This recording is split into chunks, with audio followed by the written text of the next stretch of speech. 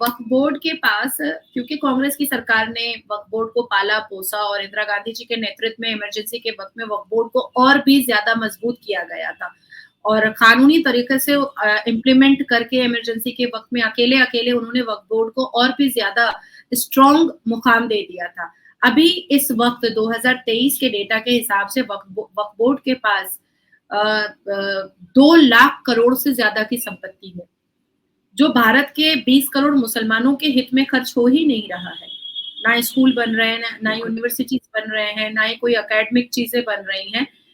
4 जून के बाद और मोदी जी के शपथ के बाद ये बात चर्चाएं आम पर आ ही जाएगी कि सबसे पहला पिटीशन सर्वोच्च न्यायपालिका में मेरा होगा कि वक्फ बोर्ड पर ताला मारा जाए, क्योंकि मेरा देश भारत संवैधानिक देश है, इस्लामिक देश नहीं है। वक्फ मिनिस्ट्री है, बिल्कुल है, लेकिन वो अरब में है, वो मुस्लिम ममालिक में है, वो मुस्लिम मुल्कों में है जहां इस्लामिक कानून चलता है। और अगर डेफिनेटली उस पर all India Muslim personal law board और वक्फ बोर्ड बहुत सारे वकीलों का फौज खड़ा करेगा, मैं जानती हूँ, क्योंकि हराम का पैसा कमाया हुआ है, तो वो पैसे कहाँ खर्च होंगे, वकीलों पे ही तो खर्च होंगे, मैं जानती हूँ।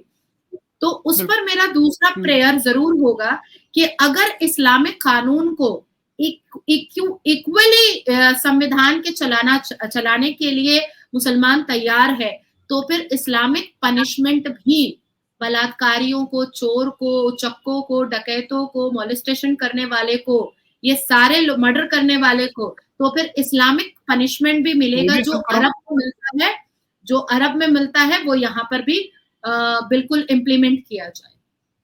अगर शरिया लॉ हमारे देश के लिए, अगर शरिया लॉ हमारे देश में चलेगा, अगर वक्फ बोर्ड हमारे देश में चलेगा, अगर all India Muslim personal law board हमारे देश में चलेगा, अगर ऑल इंडिया मजलिसे इत्तेहादुल मुस्लिमीन जैसी पार्टी हमारे देश में चलेगी, अगर जमायतुल उलमाए हिंद हमारे देश में चलेगा, अगर देवबंद और दारुल उलूम हमारे देश में चलेगा, तो फिर इस्लामिक पनिशमेंट भी हमारे देश में इम्प्लीमेंट होना चाहिए। जो बलात्कार करेगा मुसलमान मर्द, उसका औजार काटा जाएगा।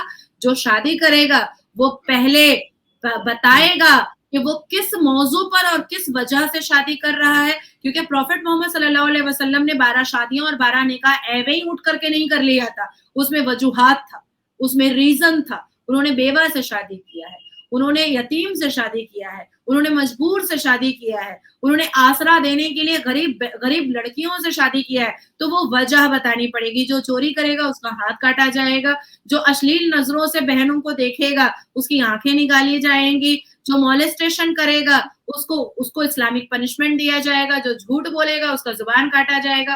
तो अगर ये रहेगा, इस्लामिक चीजें रहेंगी, तो इस्लामिक पनिशमेंट भी इम्प्लीमेंट होगा। मेरा प्रेयर एकदम साफ सुथरा है और ब्लंट तरीके से है, कोई इफेक्ट बट नहीं है, एकदम सही तरीके से मैंने उसको ड्राफ्टिंग की है और खुद बैठ करके और 72 जूनियर्स और 13 सीनियर्स के साथ बैठ करके हम लोगों ने ड्राफ्टिंग की है।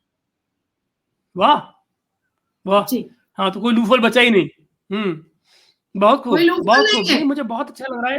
4 जून ये इलेक्शन का खत्म, 7 जून शपथ समारोह खत्म, और उसके बाद 11 जून मेरा पिटीशन फाइल होगा।